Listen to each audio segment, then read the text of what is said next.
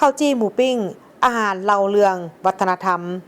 เมื่อโมมานี่โดยอิงตามการให้คะแนนเสียงจากนักซิมอาหารหลายหมื่นคนในทั่วโลกที่เคยได้ซิมข้าวจี้หมูปิ้งเป็นอาหารพื้นบ้านชนิดหนึ่งของเวียดนาม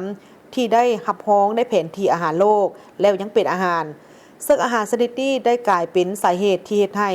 กลายเป็นประสบการณ์ที่น่าจดจำของทุกๆคน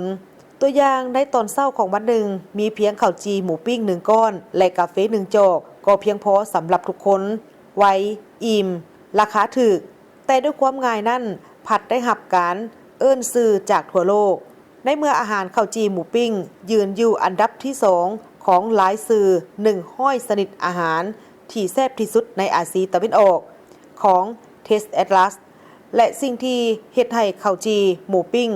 มีความน่าหลงไหลได้ขนาดนั้นก็คือบ่จำเป็นต้องได้มีโต๊ะตั้งนั่งที่หรูหราบ่มีแอร์เย็นหรือบ่มีวิวที่สวยงาม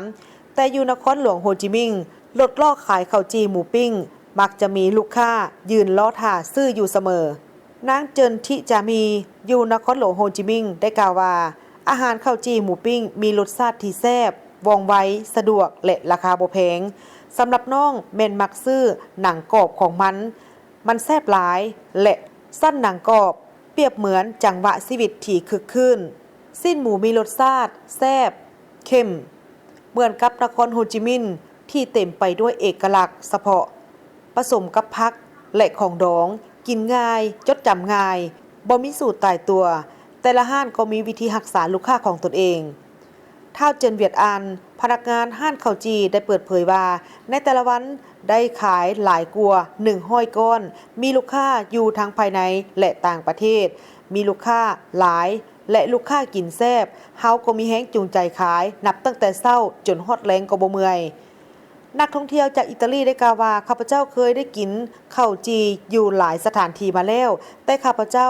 ก็มักข้าวจีหมูปิ้งหลายที่สุดเหมาะสำหรับอาหารเช้า